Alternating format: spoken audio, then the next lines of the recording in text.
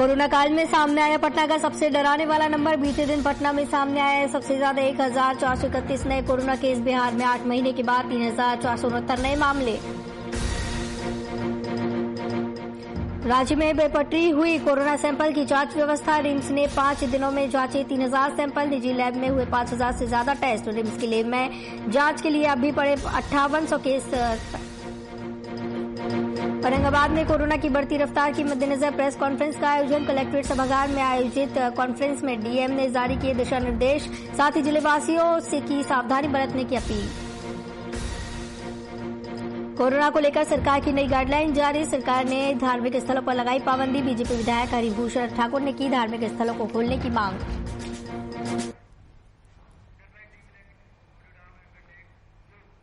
नमस्कार, VIP news में आपका स्वागत है। आपके साथ मैं हूं आस्था श्रीवास्तव। होली के दिन खूनी खेल का साक्षी बने मधुबनी की बेनीपट्टी के महमदपुर गांव में आज भी सन्नाटा पसरा है।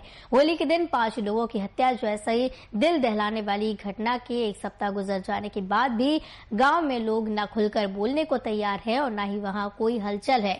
इस घटना को जातीय संघर्ष बनाने की कोशिश जरूर की गई। इसी मामले पर सुशील मोदी ने तेजस्वी पर प्रहार किया। उन्होंने निशाना साधते हुए कहा कि मधुबनी में जो गोलीकांड हुआ उसके संरक्षक और साजिशकर्ता तेजस्वी यादव है।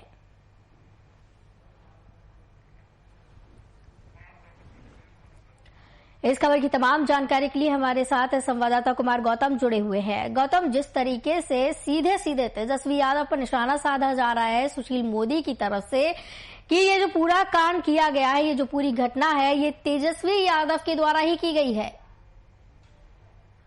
और देखिए आस्था, चूंकि बिहार के अंदर ये बहुत बड़ी घटना है मधुबनी के महमदपुर में, जहां पे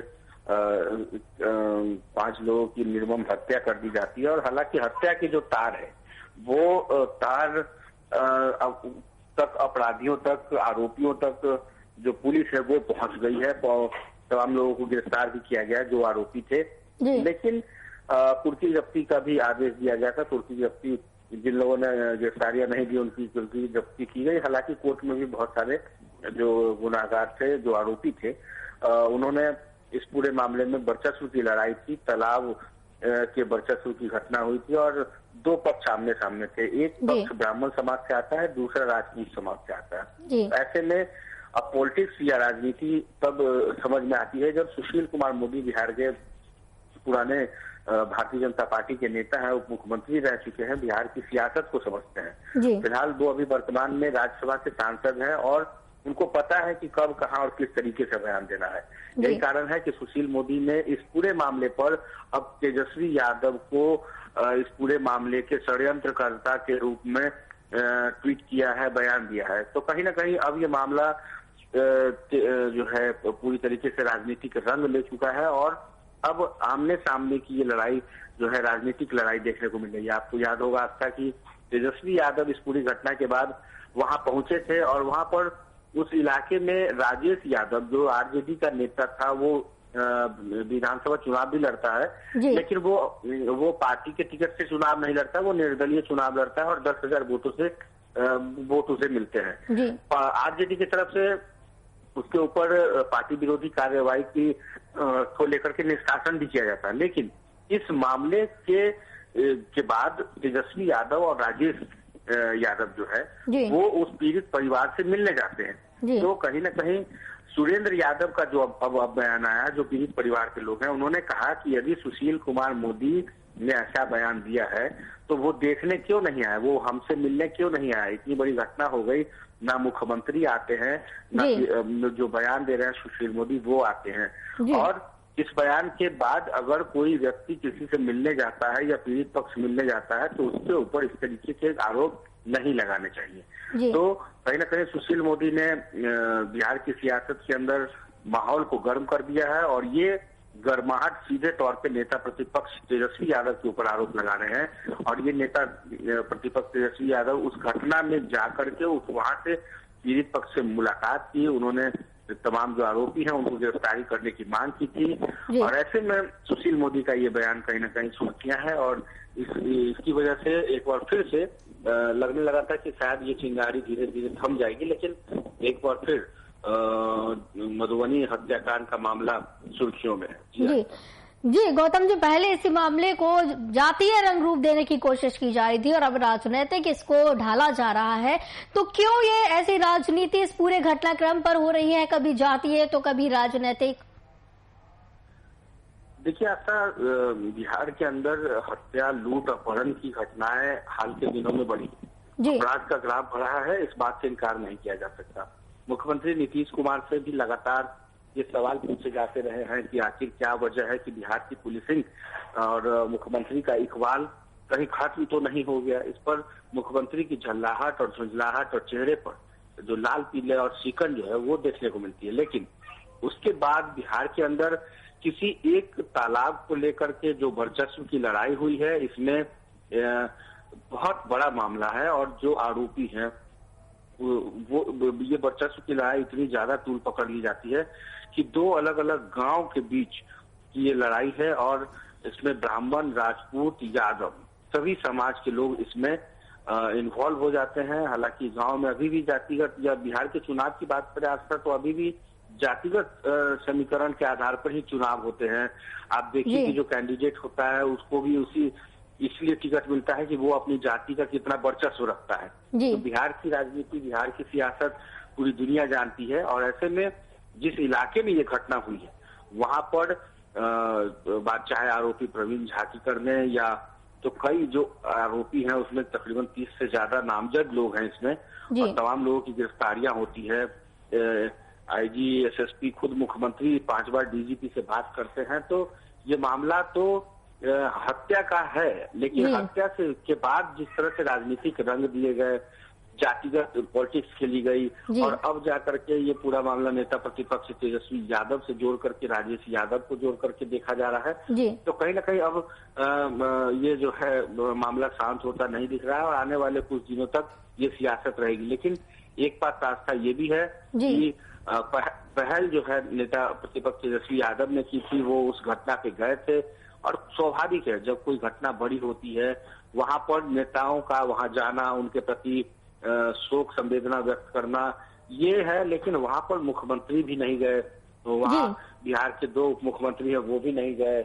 इसके अलावा जो बयान अभी सुशील मोदी ने दिया है, सुशील मोदी भी वहां नहीं गए। तो ऐसे में कई ऐसे बयान हैं जिसको लेकर के ये जो वर्तमान की जो सियासत है इस हत्याकांड में अब धीरे धीरे तेज हो गई है। सुशील मोदी का बयान आ रहा है। सुशील मोदी के बयान के बाद जो पीड़ित पक्ष है उन्होंने भी अपनी बात रखी है और उनका तो साफ तौर पे कहना है कि अगर हमसे मिलने तेजस्वी यादव, राजेश यादव आए, हम पीड़ित परिवार है, अगर मिलने आते हैं, मुआवजे की मांग करते हैं तो इसमें कोई बड़ी बात नहीं है। लेकिन जिन्होंने अब ये बयान देना शुरू किया है ट्विटर के जरिए या बयानों के जरिए, तो ये कितना उचित है या कितना फायदा होगा इस तरीके की राजनीति करने पर, क्योंकि अभी बिहार में कोई चुनाव नहीं है। लेकिन इतना जरूर है कि राजनीतिक रंग दिया जा रहा है, जातीय कार्ड खेले जा रहे हैं, यादव, राजपूत और ब्राह्मण से जोड़ा जा रहा है इस पूरे घटना को। लेकिन जो नुकसान हुआ है पीड़ित पक्ष के लोगों का, ये उसकी भरपाई शायद कोई नहीं कर सकता। जी बिल्कुल गौतम जी, एक बड़ा सवाल यही खड़ा होता है कि जो नुकसान हुआ है पीड़ित पक्ष का उसकी भरपाई कौन करेगा। और एक और ये सवाल भी बनता है कि मुख्यमंत्री और सुशील मोदी, लगातार जो सुशील मोदी ट्वीट कर रहे हैं, बयान दे रहे हैं, ये भी स्थल पर नहीं पहुंचे हैं, तेजस्वी यादव पहुंचे। तो ऐसा प्रतीत होता है ये जो पूरा मामला है ये तेजस्वी यादव को घेर कर ही उन पर बयानबाजी की जा रही है। बहुत बहुत धन्यवाद कुमार गौतम, हमारे साथ इस खबर की तमाम जानकारी के लिए जुड़े हुए थे।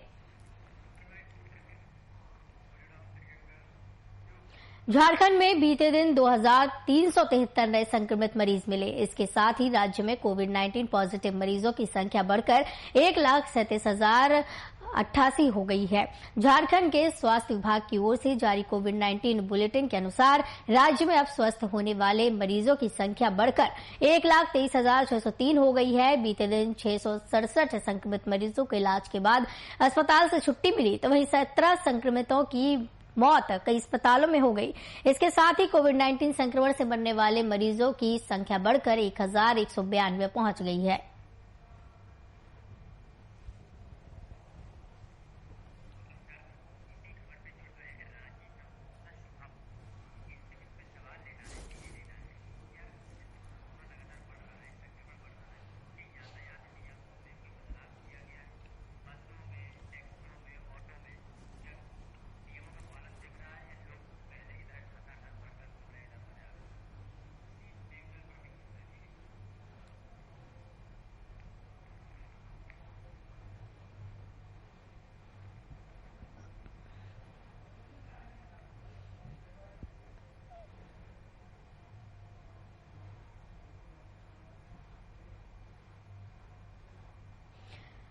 इस खबर की तमाम जानकारी के लिए हमारे साथ रांची से संवाददाता शुभम कुमार सीधे तौर से जुड़ गए हैं। शुभम, जिस तरीके से कोरोना की रफ्तार पकड़ रहा है, लगातार आंकड़ों में बढ़ोतरी हो रही है कोरोना के जो नए मामले हैं उनमें, तो अगर यातायात व्यवस्था में देखा जाए कोरोना के बढ़ते मामलों को देखते हुए क्या कुछ प्रावधान या फिर क्या कुछ सुधार यातायात व्यवस्था में किए गए हैं? देखिए आस्था, क्योंकि जिस तरीका से पूरे राज्य में और कह सकते हैं अब पूरा देश इससे परेशान है, कोरोना का जो दूसरा स्ट्रेन है वो कहीं ना कहीं चिंता का विषय जरूर बना हुआ है और उसी को लेकर तमाम एहतियात के कदम उठाए जा रहे हैं, लेकिन वो एहतियात के कदम धरातल पर नजर नहीं आ रहे हैं, जिसका खामियाजा है कि बढ़ते हुए आंकड़े सामने आ रहे हैं। अगर परिवहन विभाग की बात करें तो झारखंड की मैं बात करता हूँ, झारखंड की बात करें तो ऐसा कोई भी विभाग नहीं है, सरकारी विभाग में ऐसा कोई भी विभाग नहीं है जहां पर कोरोना संक्रमित मरीज नहीं पाए गए हैं, जहां कोरोना ने अपना दस्तक ना दिया हो। जिस तरीका से झारखंड मंत्रालय में 92 लोग कोरोना पॉजिटिव हो गए, परिवहन विभाग में 19 लोग कोरोना पॉजिटिव हो गए, तो कह सकते हैं जो पॉजिटिविटी का आंकड़ा है वो बढ़ते जा रहा है। इसको रोकने के लिए कहीं ना कहीं राज्य सरकार को अब एक कहीं ना कहीं कड़े कदम उठाने की जरूरत है, नहीं तो वो दिन दूर नहीं कि रांची और राजधानी रांची के आसपास के जितने भी इलाके हैं वो कोरोना से ग्रसित होंगे। लेकिन जिस प्रकार अगर बात करें परिवहन विभाग की, बसों का संचालन संपूर्ण रूप से हो रहा है, ऑटोएं चल रही हैं, लेकिन कहीं भी सोशल डिस्टेंसिंग का पालन नहीं हो रहा है और सोशल डिस्टेंसिंग शब्द की धज्जियां उड़ाई जा रही है। जिस तरीका से राज्य सरकार ने गाइडलाइन बनाई गई थी कि इस बार जो कोरोना के जो नए गाइडलाइन बनाए गए जिसमें सामाजिक दूरी का पालन करना बेहद जरूरी है, मास्क लगाना बेहद जरूरी है।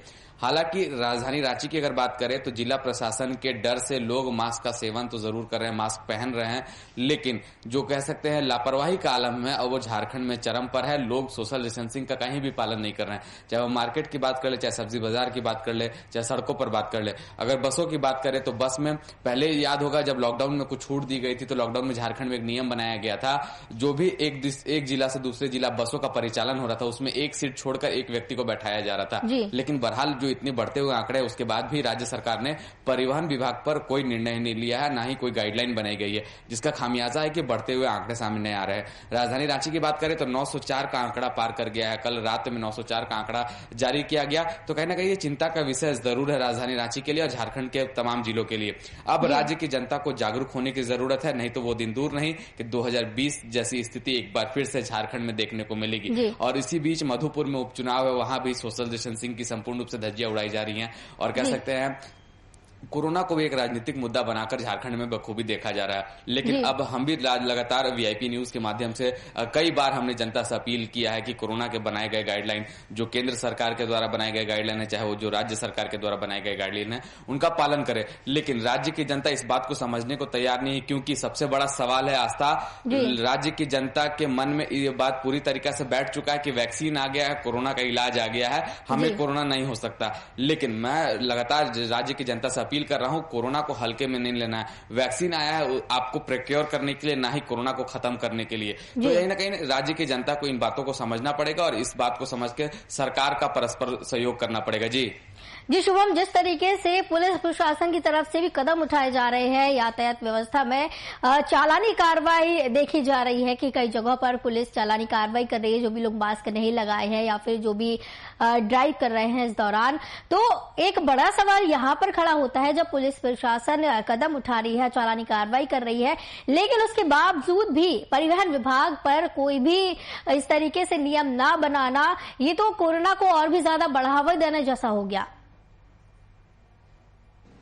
बिल्कुल आस्था, देखिए जिस तरीका से अगर सरकार की बात करें और जिला प्रशासन पूरी तरीके से सकते में, खुद राजधानी रांची के उपायुक्त छवि रंजन लगातार सड़कों पर उतरते हैं और निरीक्षण करते हैं। जो भी लोग मास्क नहीं पहनते उन्हें फौरन कह सकते हैं जबरन उठवा कर पुलिस के द्वारा उन्हें सदर अस्पताल भेज दिया जाता है, वहां पर उनका कोरोना जांच होता है। लेकिन राज्य की जनता इतनी बड़ी तादाद में है और पुलिस प्रशासन की तैनाती कम है, तो उसकी वजह से कहीं ना कहीं राज्य की जनता पुलिस प्रशासन पर हावी होते हुए नजर आती है, कहीं तू मैं की स्थिति भी उत्पन्न होती है। लेकिन परिवहन विभाग की बात करें, जिस तरीका से बसों में बात करें तो बसों में सोशल डिस्टेंसिंग की संपूर्ण रूप से धज्जियां उड़ाई जाती है, वहां पर सोशल डिस्टेंसिंग का पालन नहीं होता। कई ऐसे भी लोग हैं जो बसों के अंदर भी मास्क का सेवन नहीं कर रहे हैं, मास्क नहीं पहन रहे हैं। तो कहीं ना कहीं इन पर कड़ी कदम उठाने की जरूरत है और राज्य सरकार को इस पर गंभीर होने की भी जरूरत है। अगर बात करें झारखंड की कोरोना की, तो जिस तरीके से झारखंड का सबसे बड़ा अस्पताल रिम्स, वहां अभी तो फिलहाल ये कह दिया गया है कि वहां पर वैक्सीन की कमी नहीं है और केंद्र सरकार के द्वारा प्रॉपर वैक्सीन झारखंड को मुहैया कराया दिया गया है और जो सेकेंड डोज है झारखंड में पर्याप्त मात्रा में है। लेकिन अब यह देखना होगा क्योंकि राज्य सरकार और कह सकते हैं केंद्र सरकार लगातार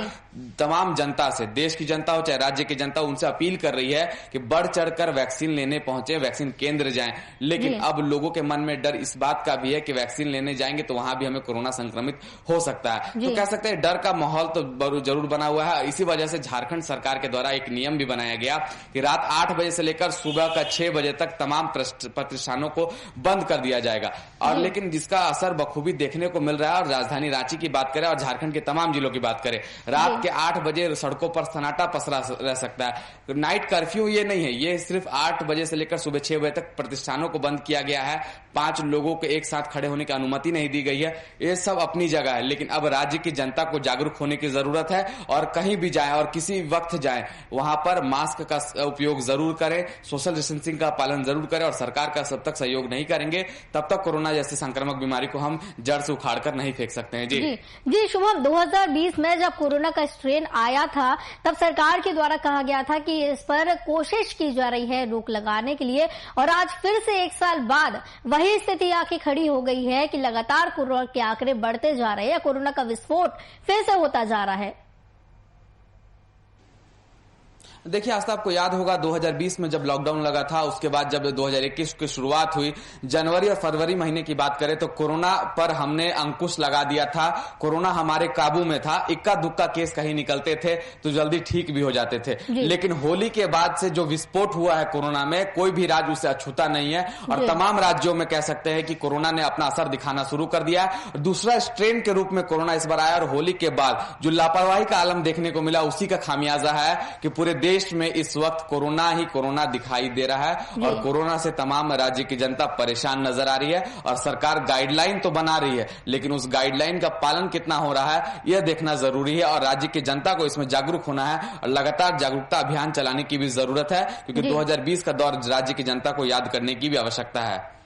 जी बहुत बहुत धन्यवाद शुभम कुमार, संवाददाता हमारे साथ सीधे जुड़े हुए थे रांची से इस खबर की तमाम जानकारी के लिए। तो आपको बता दें कि लगातार कोरोना का विस्फोट हो रहा है। बीते साल 2020 में जिस तरीके से कोरोना आया था और सरकार के द्वारा कहा जा रहा था कि कोरोना पर रोक लगाने की कोशिश की जा रही है, आज फिर से 1 साल बाद वही स्थिति आकर खड़ी हो गई है हम सामने। बीते दिन आपको बता दें 2373 नए संक्रमित मरीज मिले हैं और लगातार कोरोना के आंकड़ों में उछाल देखने को मिल रहा है।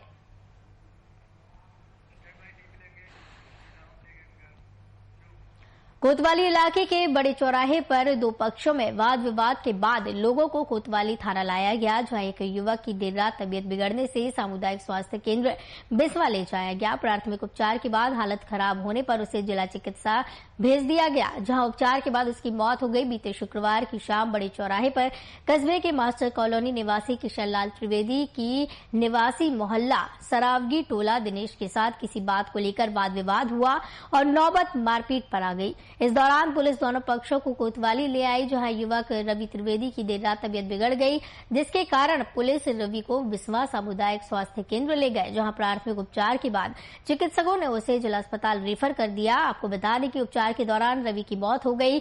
मृतक रवि त्रिवेदी की मां की तहरीर पर पुलिस ने लक्की के खिलाफ विरोध कार्रवाई शुरू कर दी है। मेरे बड़े भाई को लकी नाग ने चौराहे पे मारा, 3 लोग थे और जब वो बचाने के लिए भागे थाने के पास, सिक्योरिटी गार्ड ने पकड़ लिया। तब वो बता रहा था लकी नाग कि जो है वो उन्होंने मारा है उनको। उसके बाद रात में तबीयत खराब हुई, तब उसने कहा, हमने कहा फोन दे दो, फोन करना है घर पे, तो फोन नहीं दिया। मुजफ्फरपुर में बाइक चोरी के आरोप में पकड़े गए 3 बदमाशों की जांच रिपोर्ट कोरोना पॉजिटिव आने के बाद पुलिस कर्मियों में हड़कंप मच गया है, जिसके बाद संपर्क में आए सभी लोगों की कोविड जांच कराने की प्रक्रिया शुरू कर दी गई। इसके अलावा पूरे थाने को सैनिटाइज करने के लिए स्वास्थ्य विभाग को कह दिया गया है। आपको बता दें कि पुलिस ने मेले से हुई बाइक चोरी के मामले में 3 अपराधियों को गिरफ्तार किया था, जिसके बाद उनके मेडिकल चेकअप के लिए इन्हें मुजफ्फरपुर सदर अस्पताल लाया गया था। इस प्रक्रिया के बाद आरोपियों को कोर्ट परिसर में ले जाया जा रहा, तभी उन्हें बदमाशों की कोरोना रिपोर्ट मिली, जिसमें तीनों कोरोना पॉजिटिव पाए गए। फंदा में मेला लगा हुआ था, वहां से मोटरसाइकिल चोरी हुई थी और केस हुआ है उस पर, बरामद भी हुआ है मोटरसाइकिल। कितने लोग की गिरफ्तारी है? 3 आदमी की गिरफ्तारी है।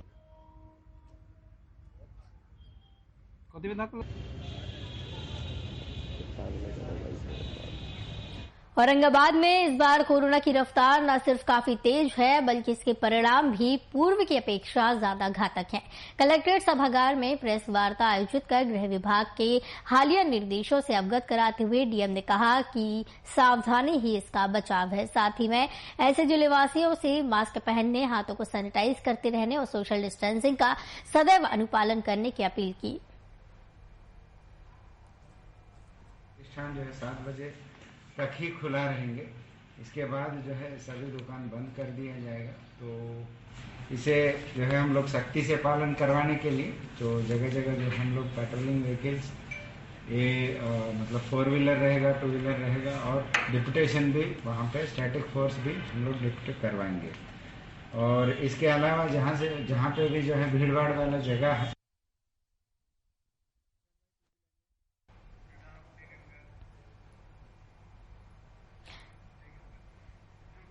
भागलपुर में पुलिस ने गुप्त सूचना के आधार पर तेतरी कलबलिया धार से 3 शातिर अपराधियों को गिरफ्तार किया है। साथ ही पुलिस ने तीनों के पास से एक 2 नाली बंदूक, 2 देसी कट्टा और 12 बोर की 57 चक्री जिंदा कारतूस बरामद किए। इस पूरे मामले की जानकारी नवगछिया थाने में देर शाम प्रेस कॉन्फ्रेंस कर नवगछिया एसपी सुशांत कुमार सरोज ने दी।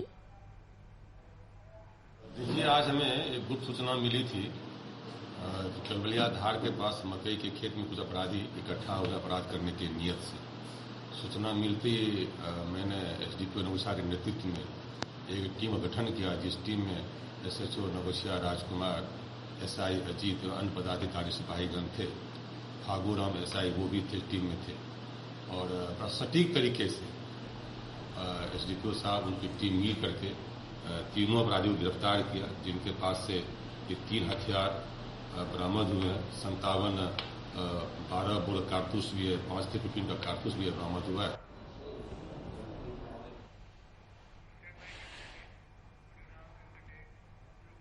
भागलपुर के जिला नवगछिया थाना क्षेत्र के तेतरी में आपसी विवाद में हुए मारपीट की घटना में घायल की इलाज के दौरान अस्पताल में मौत हो गई। घटना के बारे में बताया जा रहा है कि बीती शाम घर बनाने के दौरान हुए विवाद में एक पक्ष के द्वारा दूसरे पक्ष की जमकर पिटाई की गई। तो वहीं इस घटना में तलवार से हमला कर सुभाष मंडल को गंभीर रूप से घायल कर दिया गया, जिसके बाद जवाहरलाल नेहरू चिकित्सा अस्पताल में भर्ती कराया गया था, जहां इलाज के दौरान घायल की मौत हो गई। जिसके बाद मायागंज अस्पताल पहुंचे गोपालपुर से जदयू विधायक गोपाल मंडल ने अपने ही शासन और प्रशासन पर एक बार फिर से हमला बोला। घटना घटने के कारण एक बार इन लोगों को पहले भी मारा था। मतलब यही समझिए, एक महिला थी, फायरिंग कर दिया और बट से मारा। वो लोग चमचोट टाइप का है, घर ढुकता है, लड़ाई इसकी घर ढुकता है। और ये लोग अपना घर बनाने के लिए बांस लाया था बगैर पूछे। मतलब आधा किलोमीटर उसका घर दूर है, वहां से आके इसका बांस, ये लोग बिहार में था, बांस काट के अपना भूसा ढोने वाला ये बनाया। पूरे प्रदेश में लगातार बढ़ रहे कोरोना के संक्रमण को देखते हुए मुख्यमंत्री ने हाई लेवल मीटिंग कर पूरे बिहार में सभी दुकान और प्रतिष्ठान को संध्या 7 बजे के बाद बंद कर दिए जाने के निर्देश दिए हैं, जिसके तहत कोविड के नए गाइडलाइन को कड़ाई से पालन करने को लेकर भागलपुर की पुलिस लाइन से फ्लैग मार्च निकाला। फ्लैग मार्च तिलका मांझी चौक, मनाली चौक, बूढ़ानाथ चौक, नया बाजार चौक, कोतवाली चौक होते हुए स्टेशन चौक पहुंचा, जिसके बाद वरीय पदाधिकारियों के नेतृत्व में पूरे बाजार में घूम घूम कर माइकिंग कर लोगों से वैश्विक महामारी कोरोना वायरस के संक्रमण को देखते हुए अपने दुकान और प्रतिष्ठान को समय से बंद करने की अपील की गई।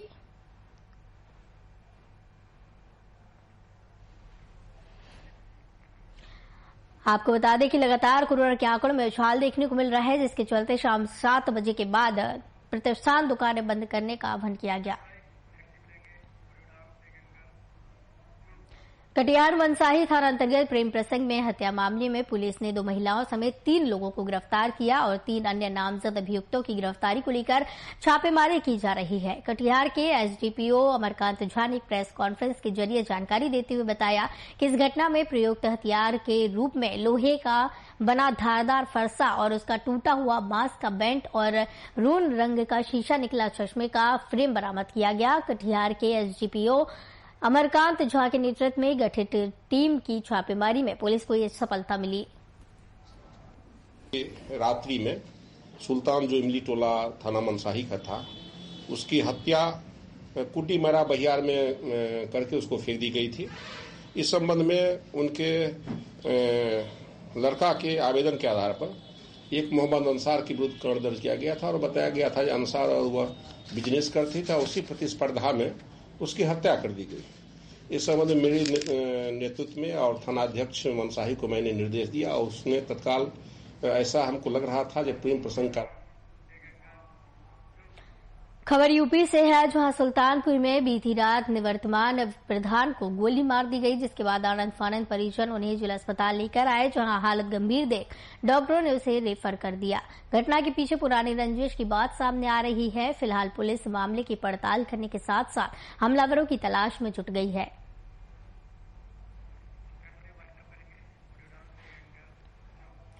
वीआईपी न्यूज के बुलेटिन में फिलहाल इतना ही। मुझे दीजिए इजाजत। नमस्कार।